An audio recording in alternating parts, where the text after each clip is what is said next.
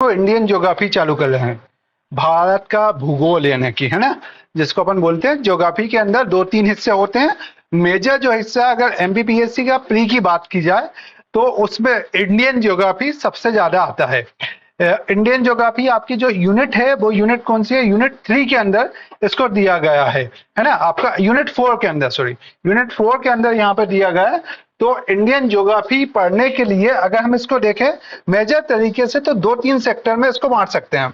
दो तीन सेक्टर कौन कौन से होते हैं तो उसको मैं पहले बता दूं और फिर उसके बाद अपन इसको स्टार्ट करेंगे। एक इसका होता है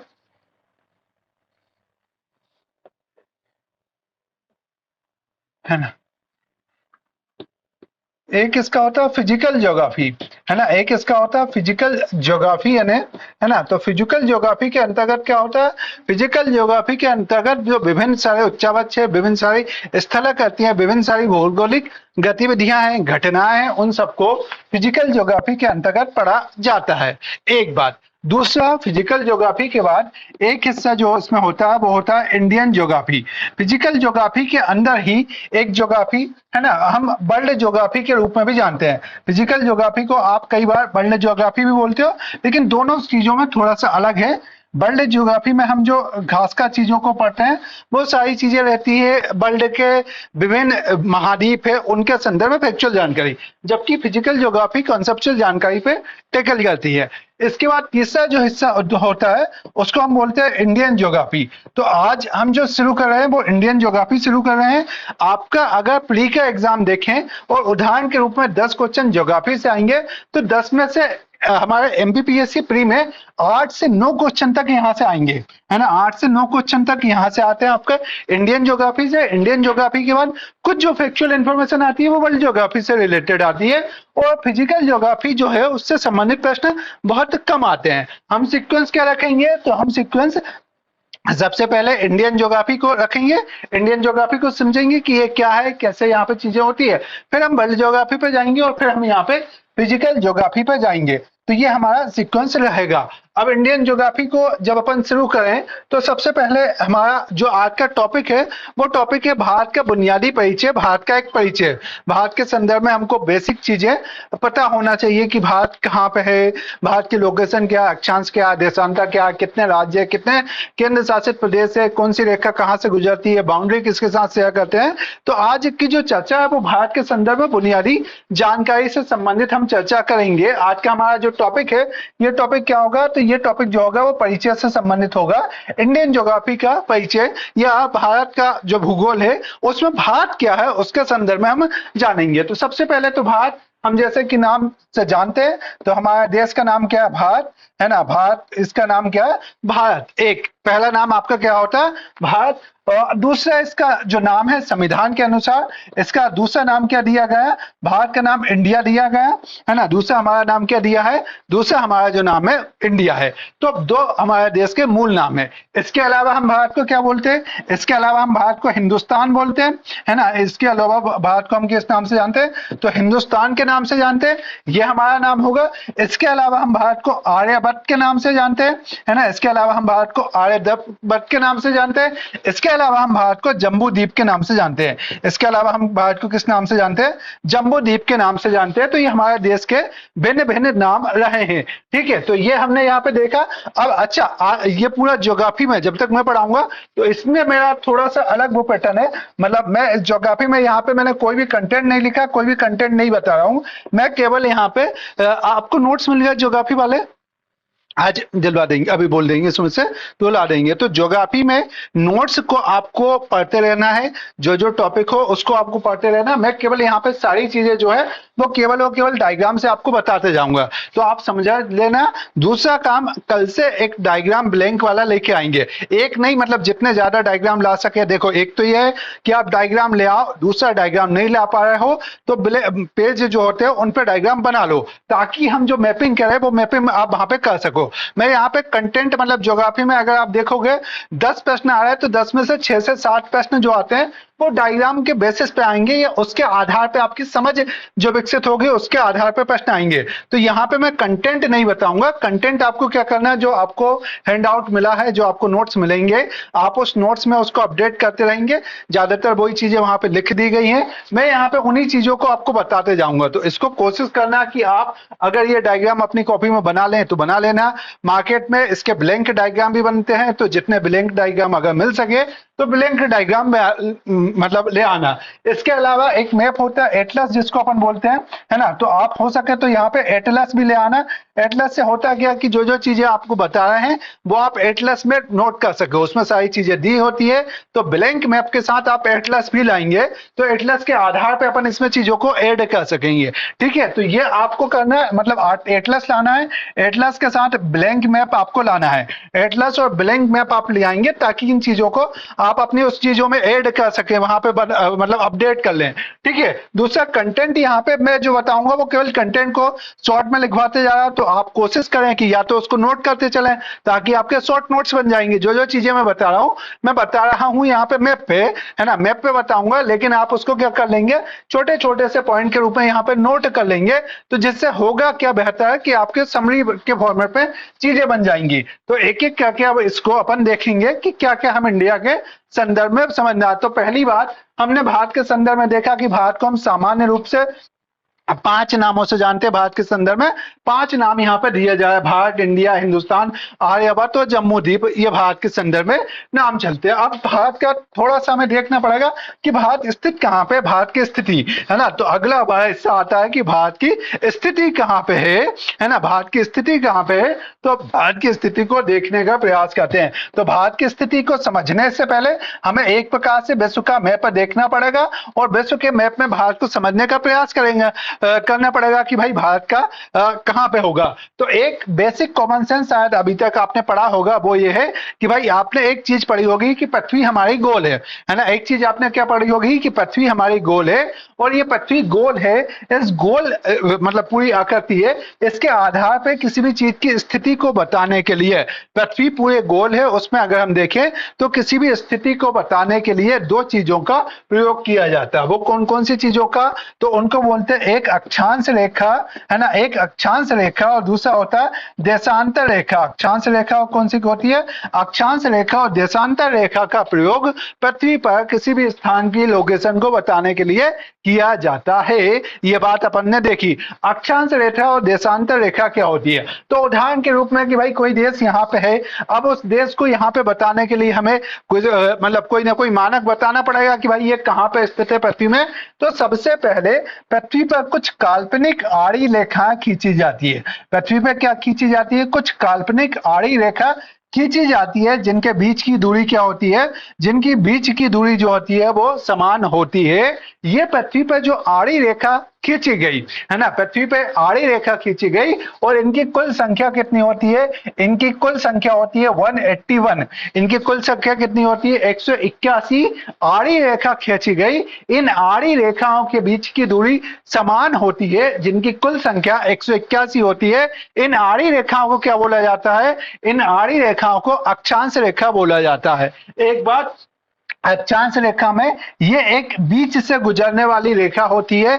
तो इस बीच से गुजरने वाली रेखा को क्या बोलते हैं, जो पृथ्वी को 2 भाग में बांट देती है, कौन सी रेखा बोलते हैं, उसको अपन बोलते हैं भूमध्य रेखा, है ना। उसको अपन किस नाम से जानते हैं, तो ये जो कहलाती है वो भूमध्य रेखा, या इसी को विषुवत रेखा के नाम से जाना जाता है। ठीक है, तो अब यहाँ पे ये विषुवत रेखा है वो कितने डिग्री पे हो गई, 0 डिग्री पे हो गई। विषुवत रेखा 0 डिग्री पे हो गई। इसके बाद मान लो ये 10 डिग्री पे होगी, ये 20 डिग्री पे होगी, ये 30 पे होगी, ये 40 पे होगी, और ऐसे सोहन ऊपर की तरफ जाएगा। तो जो ऊपर की तरफ अक्षांश होते हैं इनको क्या बोलते हैं, जो ऊपर की तरफ अक्षांश होते हैं उनको हम क्या बोलते हैं, उत्तरी अक्षांश। इनको हम क्या बोलते हैं, उत्तरी अक्षांश के नाम से जानते हैं। और इस अक्षांश में जो दक्षिण की तरफ अक्षांश होते हैं इनको हम क्या बोलते हैं, दक्षिणी अक्षांश। इनको हम क्या बोलते हैं, दक्षिणी अक्षांश के नाम से जाना जाता है। तो कोई स्थान यहाँ पे मौजूद है, मानो उदाहरण के रूप में कि कोई देश यहाँ पे मौजूद है, तो उसको क्या बोलेंगे कि ये 20 डिग्री उत्तरी अक्षांश पे स्थित है।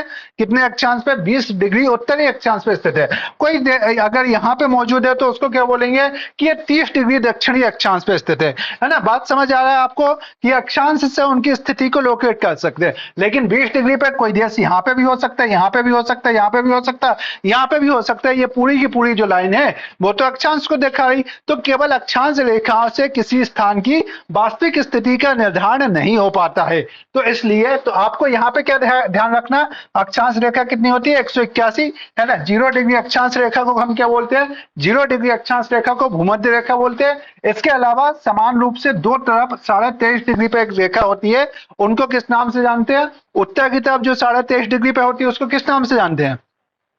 उत्तर की तरफ 23.5 डिग्री अक्षांश रेखा को किस नाम से जानते हैं? कर्क रेखा। और दक्षिण की तरफ 23.5 डिग्री अक्षांश रेखा को किस नाम से जानते हैं? मकर रेखा। तो ये अपन ने समझा। तो एक बात तो ये हमने समझी कि भाई अक्षांश रेखा होती है। दूसरा, है ना, ये क्यों समझ रहे हैं? क्योंकि भारत की स्थिति जानना, भारत की स्थिति जानने से पहले समझे तो कि भारत किस अक्षांश और देशांतर पे मौजूद है, तो उसके लिए हमने ये देखा। दूसरा, अब हमारा यहाँ पे क्या होता है कि ऊपर से नीचे तक कई सारी लाइनें वापस खींची जाती है ताकि कोई भी स्थान को वो कर दे। तो उनमें सबसे बीच से जो लाइन खींची जाती है उसको क्या बोलते हैं? ग्रीनविच लाइन के नाम से जानते हैं। उसको किस नाम से जानते हैं? ग्रीनविच रेखा के नाम से जानते हैं।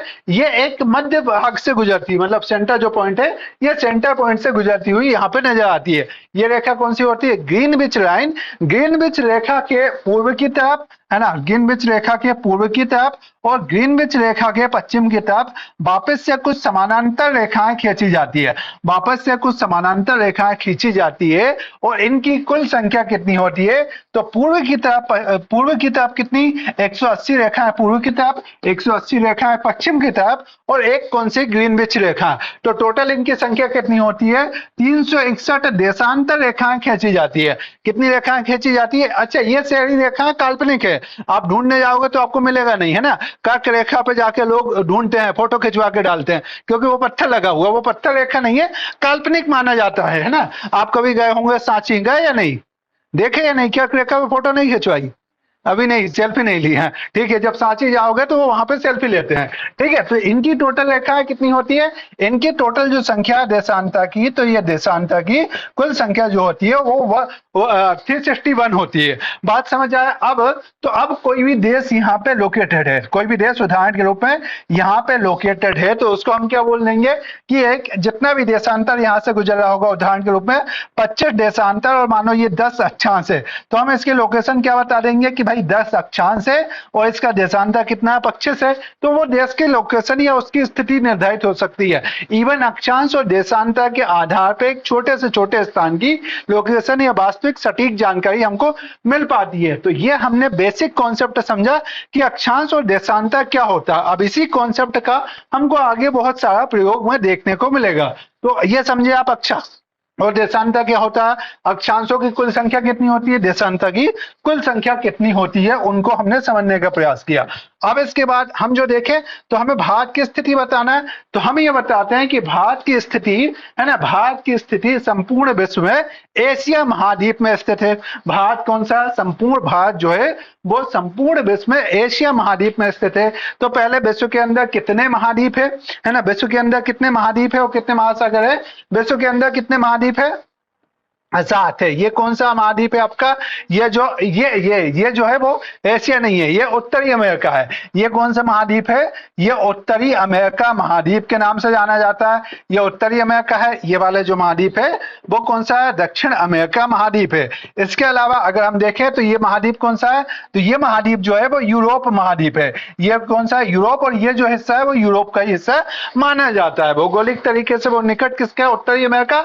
लेकिन वो पॉलिटिकल अप्रोच के आधार पर ग्रीनलैंड यूरोप का हिस्सा मानते हैं, क्योंकि डेनमार्क का उस पर कब्जा है। उसके बाद हम यहाँ पे देखेंगे तो ये कौन सा है ना, ये कौन सा हिस्सा होता है आपका? तो ये जो है वो आपका दक्षिण अमेरिका हुआ, वो सॉरी ये अफ्रीका हुआ। ये आपका कौन सा हुआ? ये आपका अफ्रीका हुआ। अफ्रीका के बाद अगर हम देखेंगे तो ये पूरा जो हिस्सा है, इस पूरे हिस्से को क्या बोला जाता है?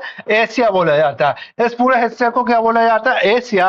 और एशिया जो है वो विश्व का सबसे बड़ा महाद्वीप है। एशिया क्या है? विश्व का सबसे बड़ा महाद्वीप है। ये ऑस्ट्रेलिया और ये पूरा हिस्सा ओशनिया के नाम से जाना जाता है। फिर दक्षिण की तरफ अटलांटिका के नाम से जानते हैं, ऊपर की तरफ आर्कटिक वहां पे मिलेगा। तो ये हमारा हुआ कि भाई 7 महाद्वीप है और उसके अलावा अलावा उन महाद्वीपों को जो जल का पूरा भंडार घेरे रहता है उसको हम क्या बोलते हैं, महासागर। तो ये पूरा का पूरा जो महासागर है ये प्रशांत महासागर है। फिर यहाँ पे कौन सा, अटलांटिक महासागर है, ये जो है वो हिंद महासागर है ना, ये आपका हिंद महासागर है। और दक्षिण की तरफ जो महासागर होते हैं उसको क्या बोलते हैं, दक्षिण महासागर के नाम से जानते हैं। तो ये हमारे क्या हुए, महाद्वीप और महासागर हमने देखे। अब उसमें से क्या कहा जाता है कि भारत कौन से महाद्वीप में स्थित है, तो भारत जो स्थित है वो किस महाद्वीप में है, तो भारत एशिया महाद्वीप में स्थित है। भारत किस महाद्वीप में स्थित है, एशिया महाद्वीप। ये बाउंड्री एशिया की है। लेकिन एग्जैक्ट भारत के लिए जो शब्द यूज करें तो भारत एग्जैक्ट अगर हम बोले तो भारत एशिया के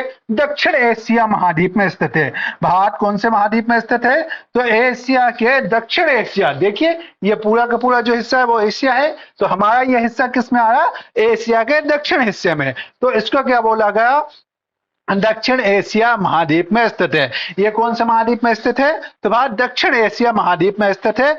अब अपने आप भारत का जो स्थिति है, तो भारत और उसके कुछ पड़ोसियों को मिला के क्या कहा जाता, भारतीय उपमहाद्वीप। तो जो हम दक्षिण एशिया में है, दक्षिण एशिया के कुछ देशों को मिलाकर क्या कहा जाता है, भारतीय उपमहाद्वीप। तो भारतीय उपमहाद्वीप का जो तात्पर्य होता है वो भारत और भारत के कुछ पड़ोसी देशों को मिलाकर क्या कह दिया जाता है, भारतीय उपमहाद्वीप। तो एक बात तो हमने बोला कि हम कौन से महाद्वीप में है, तो हम महाद्वीप जो है वो हमारा एशिया महाद्वीप है। वो कौन सा महाद्वीप है, एशिया महाद्वीप है।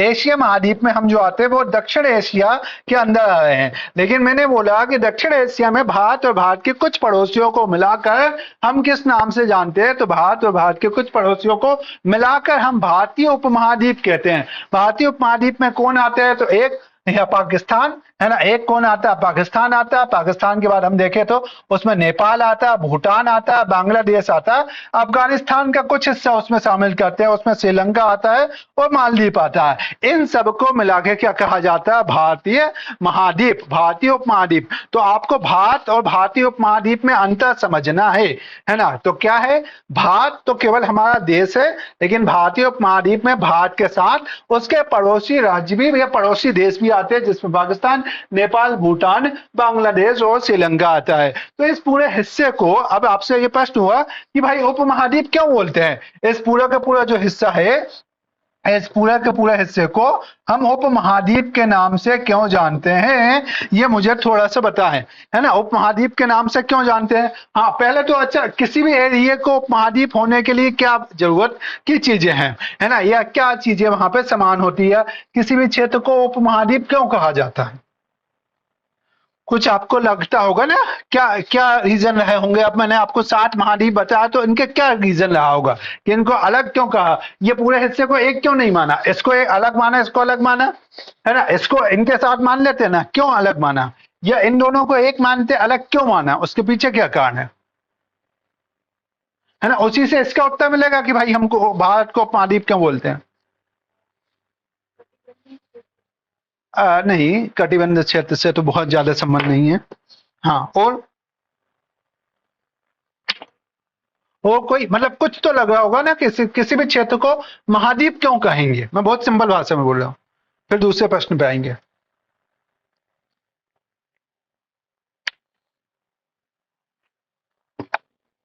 किसी भी क्षेत्र को महाद्वीप क्यों कहेंगे, महाद्वीप होने के लिए कुछ बेसिक रीजन है। चलो मैं ही बता लेता हूं। पहला कि वो जो क्षेत्र हो उसकी एक स्पष्ट भौगोलिक सीमा रेखा हो। देखिए, इसके अलावा इस क्षेत्र की एक स्पष्ट भौगोलिक सीमा रेखा दिख रही है, यहाँ पे एक सीमा रेखा दिख रही है, ठीक है। यहाँ पे जो बात मैंने अभी बोली, यहाँ पे एक स्पष्ट सीमा है, यहाँ पे एक पर्वत है जिसका नाम है यूराल, वो इसको अलग करता है। तो पहला, महाद्वीप होने के लिए क्या जरूरत है कि उसकी एक स्पष्ट भौगोलिक सीमा हो। सभी की एक स्पष्ट भौगोलिक सीमा आपको दिख रही होगी, सभी की क्या दिख रही हो, स्पष्ट भौगोलिक सीमा दिख रही हो। उसके अंदर एक व्यापक क्षेत्र हो, या वहां पे जो है वो क्षेत्र उसका क्या हो, अधिक हो, है ना, क्षेत्र अधिक हो। और उसके अलावा एक और बड़ी चीज हो कि वहां पे सामाजिक सांस्कृतिक एक रूपता हो। वहां पे क्या हो, सामाजिक सांस्कृतिक एक रूपता हो, ये कुछ मानक होते हैं। बहुत सारे मानक होते हैं, उनमें हमें को प्री में नहीं जाना, लेकिन बहुत सारे मानक में से हमने कुछ देखा कि भाई कुछ मानक है भौगोलिक सीमा उनकी स्पष्ट तरीके से हो, जैसे क्षेत्र की भौगोलिक सीमा यहाँ से ये पूरा तरीके से कटा हुआ है, इसकी भौगोलिक सीमा हमने देखा कि ये पूरी तरह से कटा हुआ है, इसकी भौगोलिक सीमा अलग है। तो ये क्या होगी, एक स्पष्ट भौगोलिक सीमा हो, दूसरा कि क्षेत्र बहुत ज्यादा हो, और तीसरा सामाजिक सांस्कृतिक एक रूपता हो कि वहां के एक जैसा समाज हो, एक जैसा कल्चर हो, एक जैसा पूरा हो। तो इसी आधार पे भारतीय इस क्षेत्र को क्या बोला जाता है, भारतीय उपमहाद्वीप। क्योंकि इस क्षेत्र में देखें तो हिमालय यहाँ पे एक स्पष्ट सीमा बनाता है बाकी एशिया के साथ, हिमालय यहाँ पे हिमालय बनाया, और इस हिस्से में एक हिंदू कुश पर्वत है, इस हिस्से में क्या है, हिंदू कुश। तो हिमालय और हिंदू कुश पर्वत भारत पाकिस्तान के ऊपर वाले हिस्से से हमारे हिस्से को अलग कर देता है। जैसे यूराल एशिया से यूरोप को अलग करता है, वैसे ही दक्षिण एशिया को एशिया से अलग कौन कर देता है, तो हिमालय और आपका हिंदू कुश पर्वत। इसके अलावा दूसरी बात क्या है, तो देखो भारत, पाकिस्तान, बांग्लादेश, नेपाल, उसके बाद भूटान, इन सब की समस्याएं लगभग एक जैसी है, और मूल रूप से ये सब एक ही थे, मूल रूप से सब अखंड भारत का हिस्सा थे। कभी ना कभी भारत का वहां पे क्या रहा, राज्य विस्तार रहा, तो एक जैसी सामाजिक आर्थिक समस्या है, और कभी ना कभी एक जैसा इनका क्या था, है ना, कभी ना कभी ये सभी क्या थे, एक जैसा वो हुआ करता था, सांस्कृतिक एक रूपता होती थी। दूसरा, क्षेत्रफल तो बहुत ज्यादा नहीं है, लेकिन जनसंख्या के मामले में देखें तो शायद इन तीनों को मिला दें तो ये विश्व की सबसे ज्यादा जनसंख्या वाला क्षेत्र है, क्योंकि उनमें ओवरऑल तरीके से देखें तो भारत है ना, उनमें ओवरऑल तरीके से देखें भारत, भारत के साथ पाकिस्तान और पाकिस्तान के साथ बांग्लादेश की जनसंख्या जोड़ लें तो हम चीन से बहुत आगे हैं। तो इस क्षेत्र में जनसंख्या का घनत्व या जनसंख्या भी सबसे अधिक हमें दिखाई पड़ती है। तो इस कारण से इस पूरे के पूरे क्षेत्र को क्या बोला जाता है, भारतीय उपमहाद्वीप बोला जाता है। ठीक है, तो हमने क्या देखा कि भारत कहां पे स्थित है, तो भारत एशिया में स्थित है, एशिया में, दक्षिण एशिया में, और भारत के कुछ पड़ोसियों के साथ मिलाकर इसको क्या कहा जाता है, इसको जो कहा जाता है वो क्या कहा जाता है, भारतीय उपमहाद्वीप के नाम से जानते हैं। ये हमने यहाँ पे देखा। अब इसके बाद हम जो देखेंगे वो आता है कि भारत जो है तो इसका क्या अक्षांश है, क्या देशांतर है, और क्या इसके संदर्भ में चीजें एक एक करके हम इसको देखने का प्रयास करते हैं। इसमें अपने बहुत कुछ है, एग्जाम में आने लायक बहुत सारे पॉइंट यहीं से आएंगे।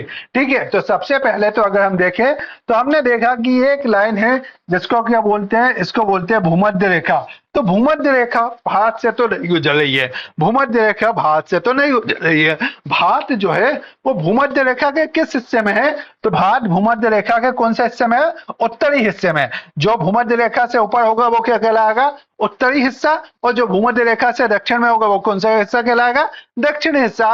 तो भारत भूमध्य रेखा से उत्तरी हिस्से में मौजूद है। एक बात हमने यहाँ पे देखी। दूसरी बात हमने क्या देखी, है ना, दूसरी बात हमने क्या देखी कि ये जो ग्रीनविच रेखा, ग्रीनविच कहां से जाता है, तो ग्रीनविच एक जगह का नाम है जो कहां पे स्थित है, लंदन में स्थित है। एक वेधशाला थी, उसके आधार पर उससे ये गुजरती है, तो इसको ग्रीनविच रेखा बोलते हैं।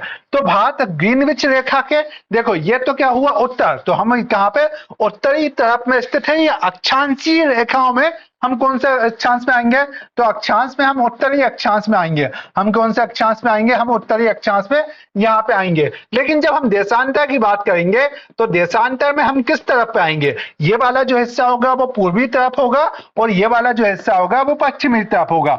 तो भारत की जो स्थिति है, अगर मैं इसको विश्व के 4 गोलों के रूप में मानूं या 4 ब्लॉक में देखें, तो भारत कौन से मतलब हिस्से में आएगा, तो भारत पूर्व उत्तरी हिस्से में आएगा, है ना। कौन सा, तो पूर्वी देशांतर और उत्तरी हमारी क्या अक्षांश। ये कौन सा आएगा, पूर्व और दक्षिण। ये वाला हिस्सा किसमें आएगा, पूर्व दक्षिण में।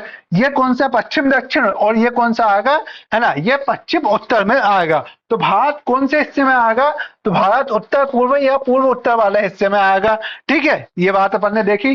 तो भारत की जो भी अक्षांश रेखा होगी वो कौन सी होगी, वो उत्तरी होगी, और भारत की जो भी देशांतर रेखा भारत से गुजर रही होगी वो कौन सी गुजर रही होगी, पूर्वी देशांतर रेखा गुजर रही होगी।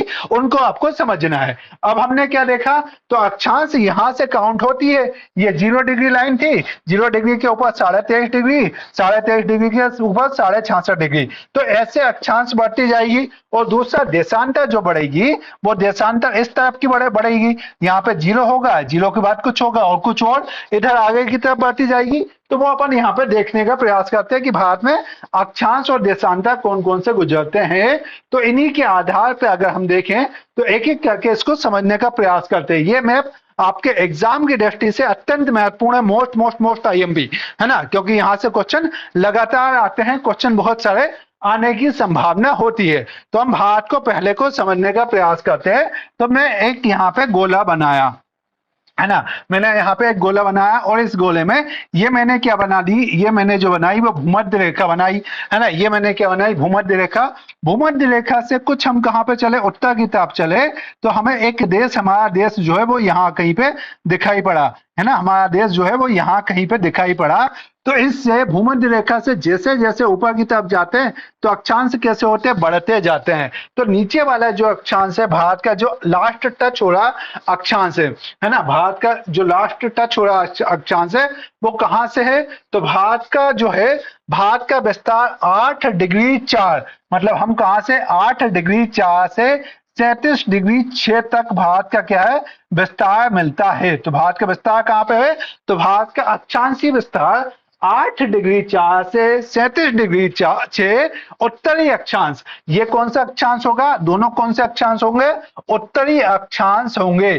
तो 8 डिग्री 4 से 37 डिग्री 6 उत्तरी अक्षांश के बीच में हमको भारत का विस्तार मिलता है ना, उत्तरी अक्षांश के बीच में भारत का विस्तार मिलता है। ये बात आप समझ गए।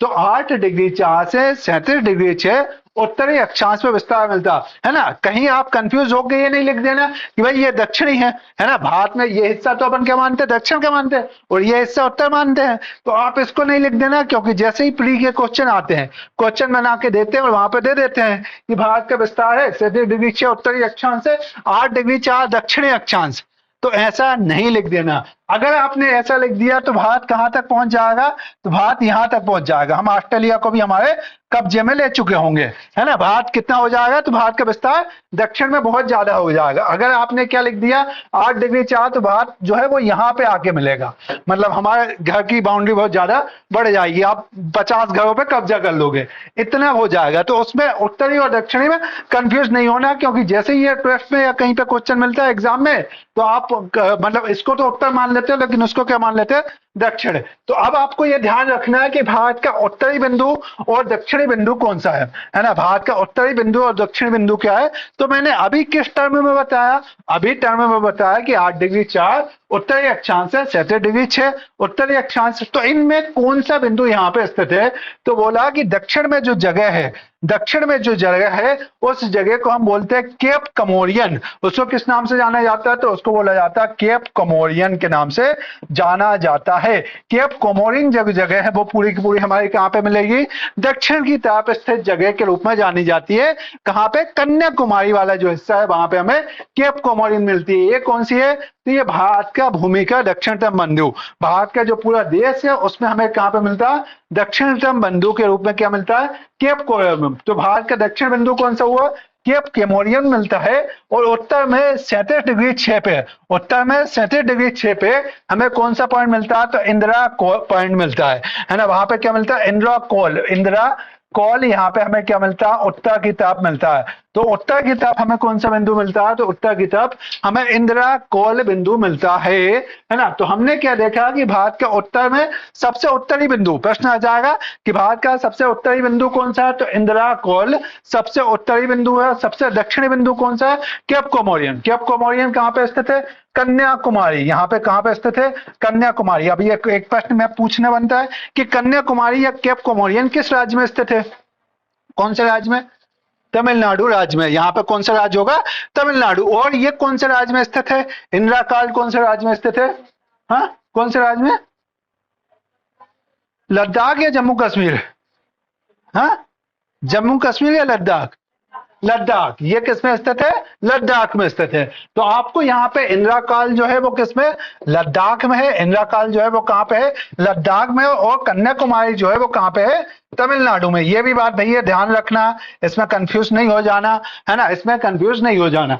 अब क्या है, तो कोई व्यक्ति, जैसे राहुल गांधी ने कन्याकुमारी से कश्मीर तक की यात्रा चालू की थी, है ना, तो कोई व्यक्ति यहां से लेके यहां तक क्या है ना, चलना चाहे तो उसको कितनी दूरी चलना पड़ेगा। तो अगर कोई व्यक्ति भारत के उत्तरी बिंदु को दक्षिणी बिंदु से कनेक्ट करना चाहे तो उसको 3214 किलोमीटर चलना पड़ेगा। ये भी आपका मोस्ट आईएमपी है कि कुल कितनी दूरी तय करना पड़ेगा, तो उसको 3214 किलोमीटर की दूरी तय करना पड़ेगा। 3214 किलोमीटर की दूरी उसको उत्तर से दक्षिण की ओर जब भी वो आएगा तो उसको चलना पड़ेगा। ठीक है, तो हमने क्या देखा, 37 डिग्री 6 से 8 डिग्री 4 और टोटल 3214 किलोमीटर की दूरी उसको चलना पड़ेगा। ठीक है, ये आपको समझ आया, इतनी सारी चीज समझ आ रही है। इन सबको शॉर्ट में नोट करते जाना बेटा, है ना, क्योंकि अपन तो यहाँ पे देख लेंगे, ये वैसे जो नोट्स दिए हैं उस नोट्स में लिखा हुआ है, लेकिन आप अपनी समरी बनाते जाना ताकि आपका रिवीजन बार बार उससे हो जाए। तो ये अपन ने देखा। अब हम क्या चलते, ये तो उत्तर की बात हुई कि भाई उत्तर से दक्षिण तक जब हम चलते हैं, है ना, उत्तर से दक्षिण तक हम चलते हैं तो भारत में कौन कौन से क्षेत्र आते हैं, कौन कौन सी जगह आती है, उन सबको हमने समझने का प्रयास किया।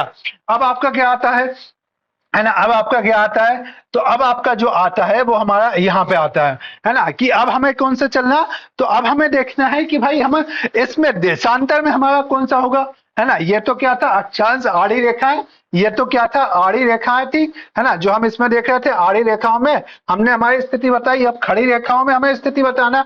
तो खड़ी रेखाओं में जब मैंने बताया कि ये 0 डिग्री है, 0 डिग्री से हम इस तरफ बढ़ते हैं, तो वैसे ही यहाँ पे बढ़ेंगे तो भारत का ये जो मिलता है वो हमको कौन सा हिस्सा मिलता है, ये सब लिख लिया बेटा, है ना। भारत का ये जो हिस्सा है वो कहां पे मिलता है, तो वो 68 डिग्री 7 मिलता है। भारत में जो शुरुआत होती है भूमि की वो कहां पे होती है, 68.7। 68.7 कौन सा देशांतर होगा ये, 68.7 में कौन सा देशांतर बोलूं इसको, पूर्वी देशांतर, समझ गए।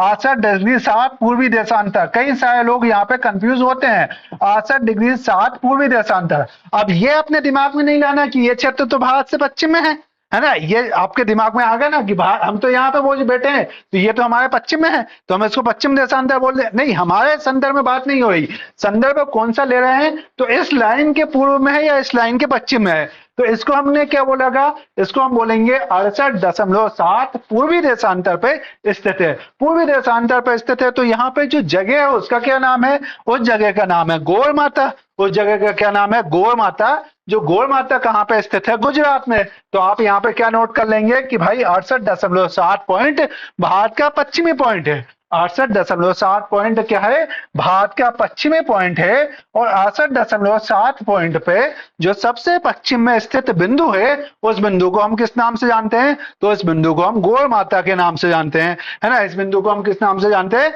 गौर माता के नाम से जानते हैं। ये बात हमने यहाँ पे देखी। दूसरा, अब ये तो सबसे पश्चिमी, अब भारत का सबसे पूर्वी बिंदु जो है वो कितने पे है, तो 97 डिग्री 97 दशमलव पश्चिम, है ना। तो भारत में सबसे पूर्वी बिंदु है वो कितना है, 97.25 डिग्री, 97.25 पूर्वी देशांतर। कौन सा देशांतर, पूर्वी देशांतर। और यहाँ पे जो जगह है उसको बोला जाता है कुबुत।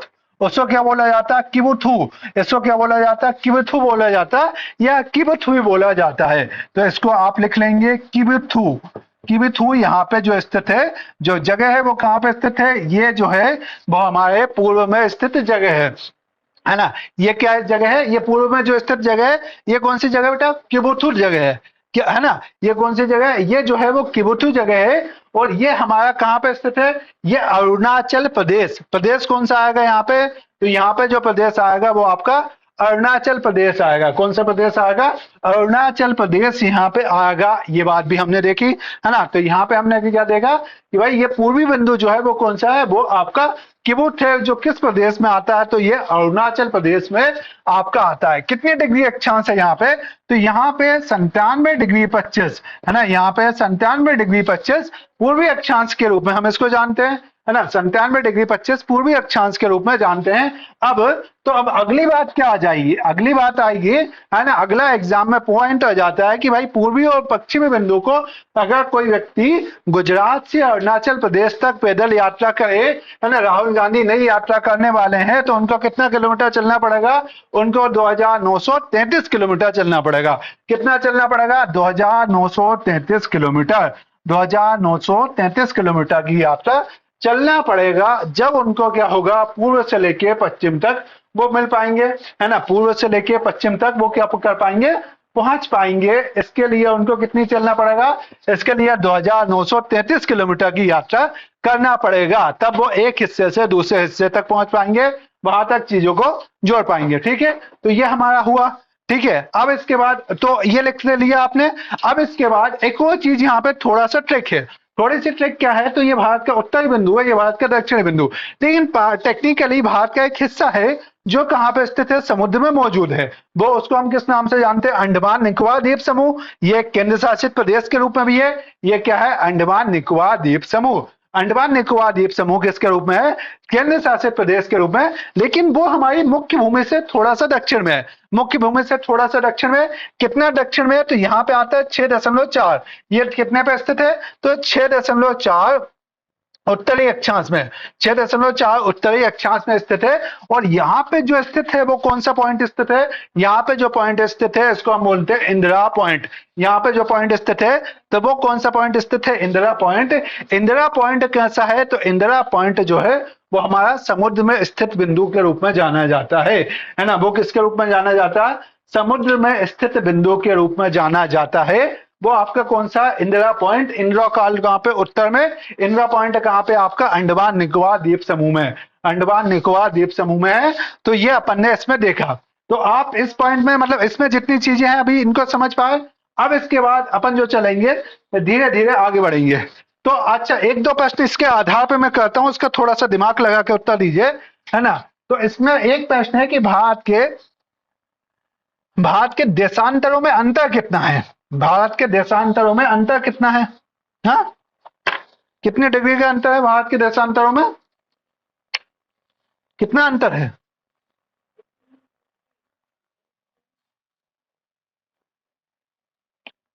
देशांतरों में कितना अंतर होगा।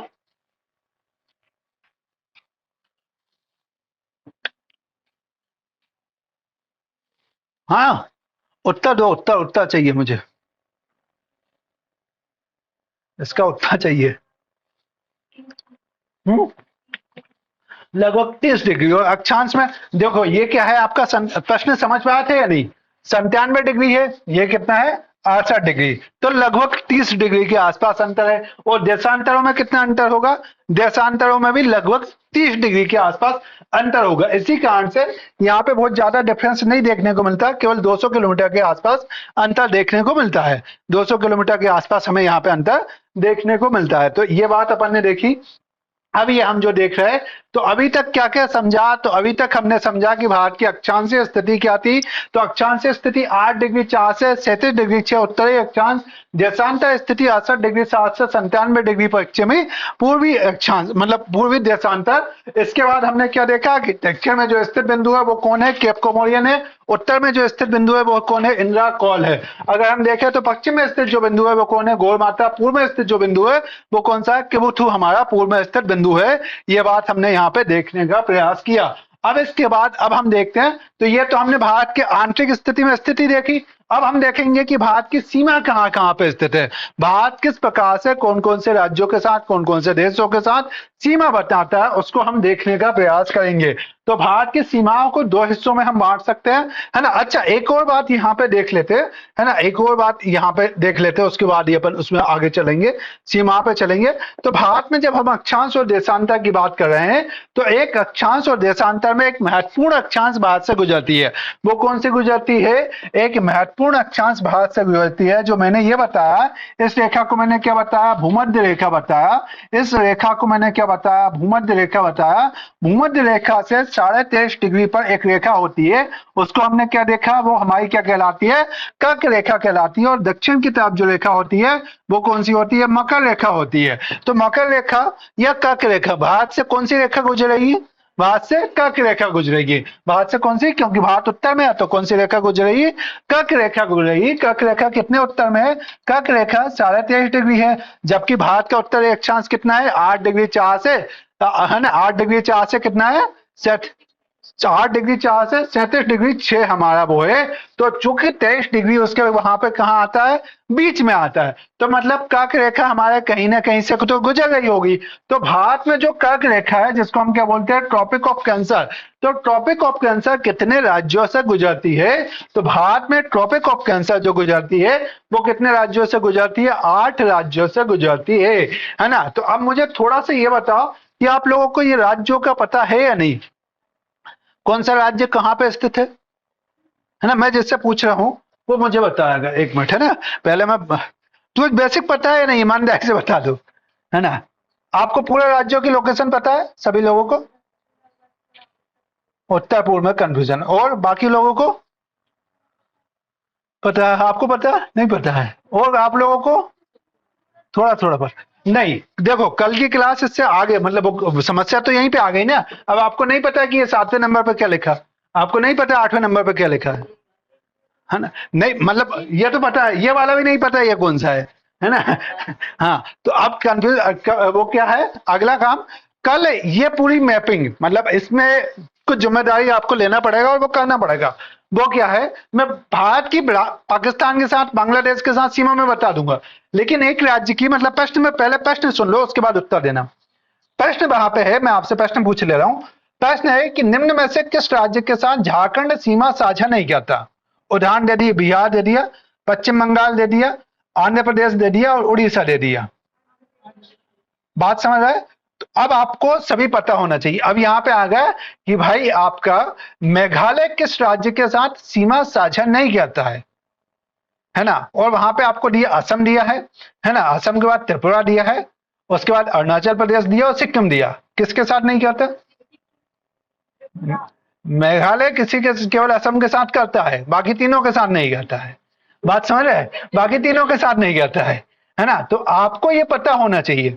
इसके लिए कल का काम, आज का मैंने एक ब्लैंक मैप लगाया है। आप जब मैप लाएंगे तो सबसे पहले आपका जो काम है वो इस मैप को, इस ब्लैंक मैप को भरना है ना। मैं पहले इस पे आ गया वहां से, इस मैप को भरना है। इस मैप को क्या भरना है, तो इस मैप को आपको यहाँ पे भरना है लद्दाख। और लद्दाख को भरने के साथ हमें पता होना चाहिए कि लद्दाख की सीमा जम्मू कश्मीर हिमाचल प्रदेश के साथ मिल रही है। हम जब जम्मू कश्मीर भरे तो हमें पता होना चाहिए कि जम्मू कश्मीर हिमाचल प्रदेश पंजाब के साथ सीमा लग गई है। हिमाचल प्रदेश जब हम भरे तो हिमाचल प्रदेश की हमें पता होना चाहिए कि उत्तराखंड, उसके बाद हरियाणा, उसके बाद किसके साथ, पंजाब के साथ सीमा बना रहा। फिर हम जब उत्तराखंड भरे तो हमें पता होना चाहिए। तो ये सारा जो मैप है, मतलब कितने राज्य, तो पूरे के पूरे 28 राज्य और हमारे 8 यूनियन टेरिटरी, है ना। 28 राज्य, 8 यूनियन टेरिटरी, इनकी सीमा किस किस के साथ, दूसरे राज्य के साथ लगते हैं। ये एग्जाम में क्वेश्चन आ सकता है ना। ये क्वेश्चन कहाँ पे एग्जाम में आ सकता है, आता ही रहता है, फ्रिक्वेंटली ये क्वेश्चन आता है। तो हमें पता होना चाहिए कि भाई कौन सा क्षेत्र किसके साथ सीमा बना रहा, कौन किसके साथ सीमा नहीं बना रहा। कुछ चीजें यहाँ पे मैं उम्मीद करता हूँ कि वो आपको पता होगी, है ना। इतनी मैच्योरिटी आप में होना चाहिए। लेकिन तो भी मैं टास्क दे दे रहा हूँ, क्योंकि मैं उस पर भी विश्वास तो कर नहीं सकता हूँ। वो एक क्या है, राजधानी, है ना। मुझे बताना राजधानी पता है या नहीं, सबको पता है ना, सभी के, है ना। लग तो नहीं रहा मुझे, लक्षण तो नहीं लग रहा है। सबकी राजधानी सभी की पूरे 18, है ना। दादरा नगर हवेली की क्या है, सिर्फ बताओगे क्या है दादरा नगर हवेली की। चलो आप मेघालय की बता दो। हाँ, बाप रे, बाकी सबको भी नहीं पता है। शिलोंग तुक्का दे रहे हैं, शिलोंग, अच्छा पता है, ठीक है। तो बेटा, है ना, कल क्या काम, ये काम तो कर लोगे, मुझे नहीं लगता इस पे मुझे अपना समय देना चाहिए। पहला मतलब पहला टास्क इसमें बता देना, मैपिंग करना है। पूरे 28 राज्य किसकी किसके साथ सीमा बनती है। तमिलनाडु किसके साथ सीमा बनाता, किसके साथ नहीं बनाता। गोवा किसके साथ बनाता, किसके साथ नहीं बनाता। फिर आपको झारखंड किसके साथ बनाता, उड़ीसा किसके साथ बनाता। ये एकदम हमें सबकॉन्शियस में पता होना चाहिए, है ना। इस पे ज्यादा से ज्यादा प्रैक्टिस करेंगे। तो पहला तो सीमा लोकेशन वाइज पता करना। यहाँ का मैं फार्मूला बता देता, सबसे ज्यादा कंफ्यूजन यहीं पे होता। तो इसको भैया नमामि बोलते हैं, है ना, नमामि। इसको क्या बोल देते, तो नागालैंड, मणिपुर, मिजोरम। सबसे ज्यादा इन्हीं में कंफ्यूजन होता। मेघालय गोद में बैठा हुआ, किसकी गोद में बैठा, तो ये आपके बांग्लादेश की गोद में, गोद पे नहीं कंधे पे बैठा। जैसे हनुमान जी ने बैठा लिया था ना राम भगवान को, तो बांग्लादेश ने मेघालय को बैठा लिया। तो ये किसके कंधे पे बैठा, तो मेघालय तो अलग होगा। मेघालय मेघ ऊपर बैठे रहते हैं, तो यहाँ पे ये भी ऊपर बैठा है मेघालय। तो मेघालय तो आपको पता होगा कि भाई ये वाला जो हिस्सा है वो मेघालय। इन तीनों में कंफ्यूजन होता है, नागालैंड, मणिपुर, मिजोरम। तो नमामि मैंने बोल दिया गया, ये नमामि हो गया। उसके बाद त्रिपुरा, तो त्रिपुरा जो है वो यहाँ पे स्थित है। त्रिपुरा कहाँ पे, एक अलग हिस्से के रूप में लगा हुआ है किसके साथ, बांग्लादेश के साथ। तो ये आपके 5 में कंफ्यूजन होंगे। फिर असम, बीच वाला जो हिस्सा है वो असम है, और सबसे ऊपर वाला हिस्सा कौन है, अरुणाचल प्रदेश है। सबसे ऊपर वाला हिस्सा कौन है, अरुणाचल प्रदेश। तो ये सातों में कंफ्यूजन नहीं होगा, है ना, सातों में कंफ्यूजन नहीं होगा। ये एक शॉर्टकट से आप याद रख लो, 2 शॉर्टकट वहां पे मैंने बताया, वो कौन से, नमामि एक शॉर्टकट मैंने बताया कि नागालैंड, मणिपुर और मिजोरम, नागालैंड, मणिपुर, मिजोरम शॉर्टकट है। तो उससे, क्योंकि ऊपर से नीचे चलना, नमामि, नागालैंड, मणिपुर, मिजोरम। उसके बाद क्या होगा, उसके बाद दूसरा जो कंफ्यूजन होता है ना, तो ये कंफ्यूजन, दूसरा आपको कंफ्यूजन होगा मेघालय। तो मेघालय को कहां, कंधे पे बिठा दो, किसके, बांग्लादेश के। तो बाकी सब चीजें क्लियर, क्योंकि एक बचा त्रिपुरा, तो वो त्रिपुरा यहाँ पे आ जाएगा। अरुणाचल प्रदेश ऊपर स्थित है। अरुणाचल प्रदेश में बॉर्डर डिस्प्यूट हमारा किसके साथ चलता है, चीन के साथ। तो चीन के साथ इसकी सीमा बनेगी। फिर एकमात्र राज्य कौन सा, असम, जिसकी सीमा सभी 7 राज्यों से मिलती है, सभी 6 राज्यों से मिलती है। वो कौन सा आपका, असम। तो असम कहां पे आ जाएगा, बीच में आ जाएगा।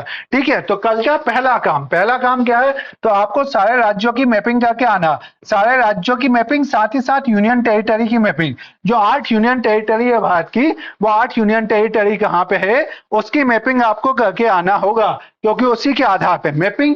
तो पहली बात तो हमने क्या देखा, मैपिंग देखा, पूरे मतलब 28 राज्य प्लस 8 यूनियन टेरिटरी। ये आप कल क्या क्या आएंगे, सबसे पहले कल हिस्ट्री को पूछा जाएगा, जितनी प्रैक्टिस हो सके इसमें प्रैक्टिस करना। एक दूसरा, फिर आपको यहाँ पे क्या देखना है, दूसरा आपको यहाँ पे राजधानी देखना है। दूसरा आपको क्या देखना है, इन सभी की राजधानी देखेंगे, सभी की राजधानी, हर राज्य की राजधानी। जो आप कंफ्यूज हो रहे हो, नागालैंड की कौन सी राजधानी है, मणिपुर की कौन सी राजधानी है, मेघालय की क्या राजधानी है, तो एक तो उनकी राजधानी, दूसरा राजधानी के बाद दूसरी बात यहाँ पे जो आपको पता होना चाहिए, वो उन सभी के मुख्यमंत्री के नाम, है ना, उन सभी के मुख्यमंत्री के नाम। ये मुझे पता है कि आपको 8-10 से ज्यादा अभी नहीं आते होंगे, तो सभी के मुख्यमंत्रियों के नाम आपको पता होना चाहिए, है ना, सभी के मुख्यमंत्रियों के नाम आपको पता होना चाहिए कि किस राज्य का कौन मुख्यमंत्री है वो। और साथ ही साथ उनके क्या नाम पता होना चाहिए, उनके राज्यपालों के नाम, साथ ही साथ उनके राज्यपालों के नाम, ये आपको पता होना चाहिए, है ना, ये आपको पता होना चाहिए। ये जब हो जाए तो आप कोशिश करेंगे कि उनकी स्थापना वर्ष, है ना, क्योंकि कई बार थोड़ा क्वेश्चन टफ आ गया, तो उनके स्थापना वर्ष आ जाएगा। भाई मध्य प्रदेश की स्थापना कब हुई, 1956 में। छत्तीसगढ़ की स्थापना कब हुई, सन 2000 में। झारखंड स्थापना कब हुई, 2000 में। तो वो आपको पता होना चाहिए। स्थापना वाला कहां से, पॉलिटी में जब अपन ने किया था तो सबके स्थापना वर्ष देखे थे, पॉलिटी में जब अपन ने किया था तो सभी के स्थापना वर्ष देखे। तो इसको आपको कल क्या क्या आना बेटा, क्योंकि अगर ये नहीं करोगे तो बाकी सारी चीजें पल्ले नहीं पड़ेगी। जब तक आपको ये नहीं आया, क्योंकि मैंने अब कर्क रेखा निकाल ली, अब कर्क रेखा में आपको नहीं पता कि यार ये त्रिपुरा है और ये मिजोरम है, तो फिर मतलब नहीं आएगा, समझ नहीं आ पाएगा। आज जितनी भी मैपिंग में करवाऊंगा, क्योंकि अब इसके बाद में, यहाँ के बाद में किस पे जा रहा है, राज्य पाकिस्तान से हमारी किसकी सीमा पता, अब आपको पता ही नहीं है कि यहाँ पे पंजाब रहेगा या हरियाणा रहेगा, पंजाब ऊपर रहेगा हरियाणा, तो फिर आप क्वेश्चन गलत कर दोगे। तो इतना मैं बुनियादी कॉमन सेंस से चाहता हूं कि ये आप करके आए, ठीक है। तो ये वाला आप कल का टास्क है, कल सबसे पहले इसी पे चर्चा होगी। क्वेश्चन इसमें टफ लेवल का कैसा आता है वो मैं बता दे रहा।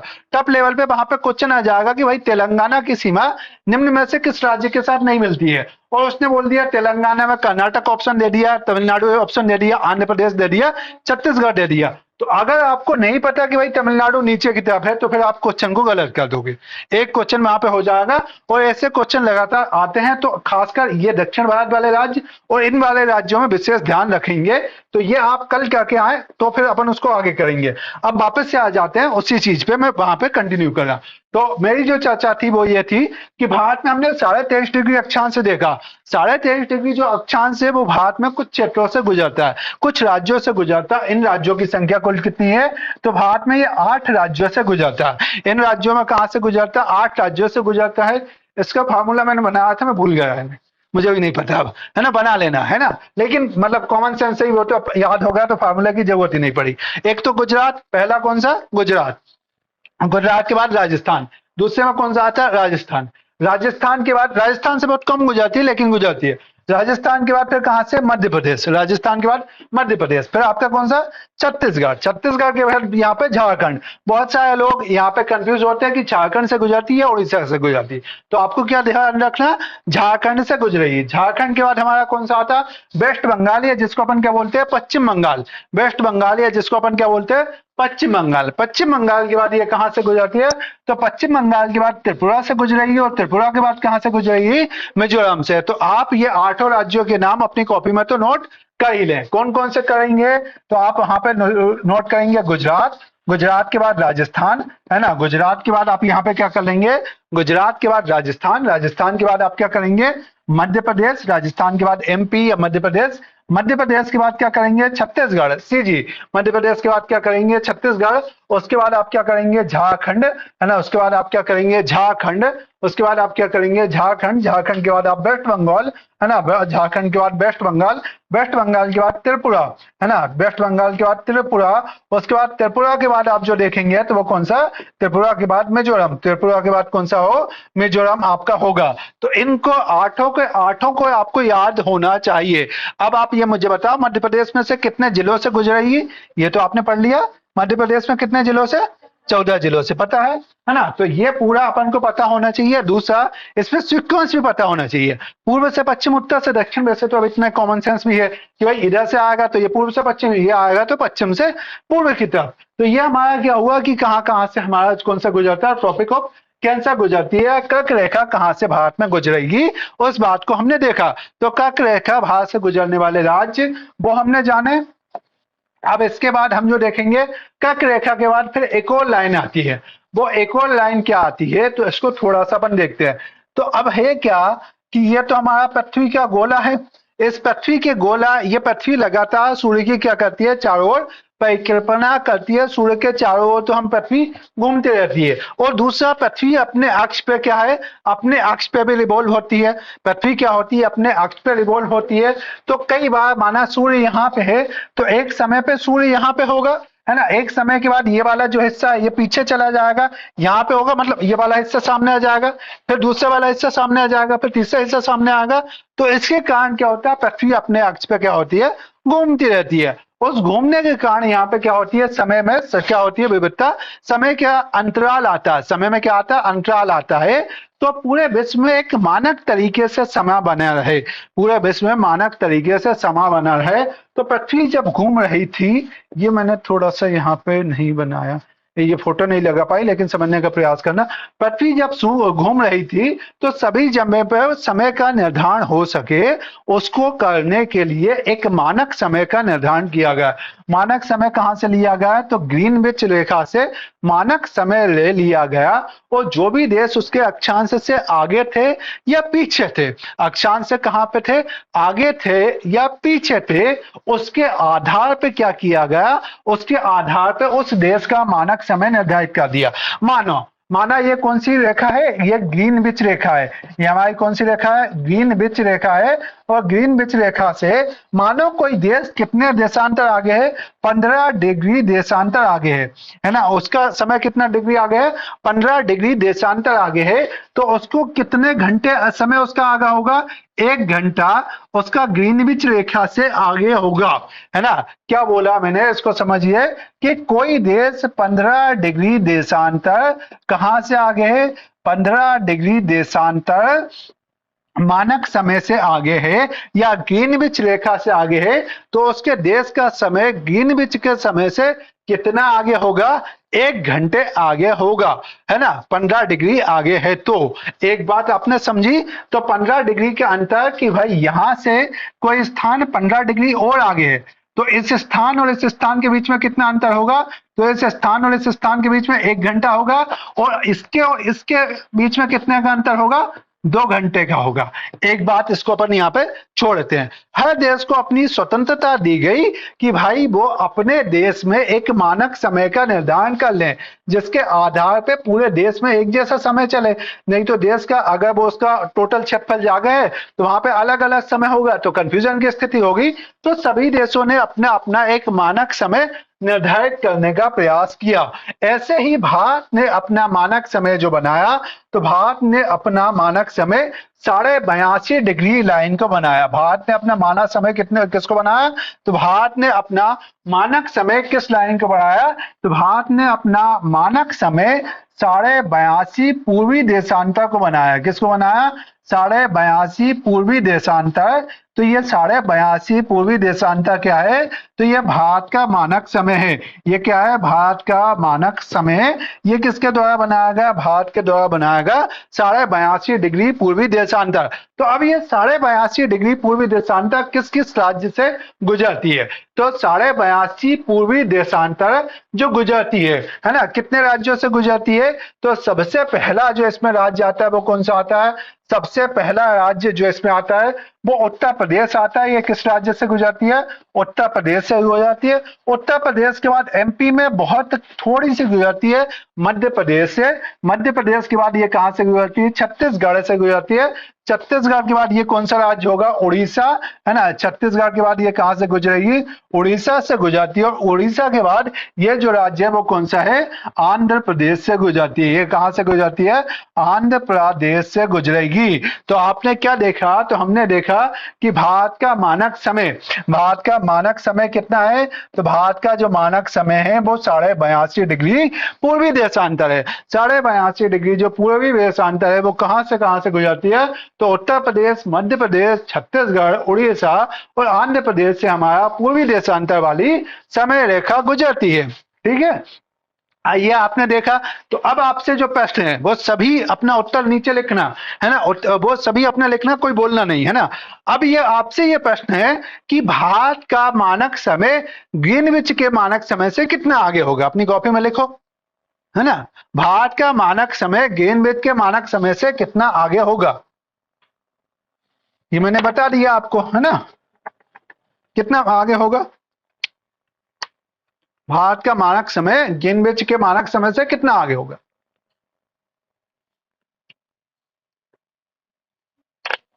नहीं, अभी बाकी लोगों को बताना तो पता नहीं, आपका गलत है, आपका गलत है नहीं। ठीक है, हम देखते हैं बाकी लोग। लिखना है अपने उसमें कितना आगे होगा, मैंने बताया अभी।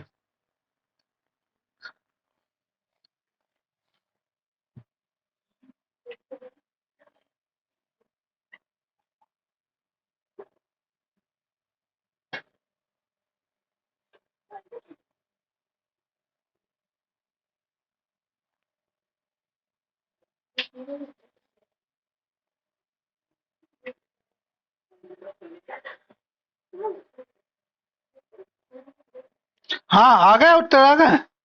बातें होने लगी इतनी जल्दी, उत्तर आ गया। कितना आया? क्या है उत्तर? 5 घंटे। और कहाँ आया उत्तर? और ये क्या आया? ये खुद की वो बना लिया तुमने? ये किसका है? पड़ोसी का है? बाप, बड़सा यार, ये इतना गंदा देखते हो। ये देखो, एक देखो। हाँ, कहाँ कितना आया उत्तर? 5.5 घंटे कैसे आया? लिखा तो किसी ने नहीं, नहीं समझ आया। 82 डिवाइडेड बाई 15। ठीक है, चलो बाकी लोगों को समझ नहीं आया उसको मैं, इसीलिए मैं जो अभी यहाँ पीछे कहानी बताई थी वो क्यों कहानी बताई थी, इसीलिए बताई थी मैंने। ठीक है, चलो आ जाओ, है ना। कॉन्सेप्ट ये है, मैं जो अभी पीछे कॉन्सेप्ट बताया वही कॉन्सेप्ट है। ये लो, ये आपका ग्रीनविच टाइम है। ठीक है, ग्रीनविच टाइम है। ये कितना डिग्री बताया मैंने? 0 डिग्री, मतलब 0 उस पर हमारा।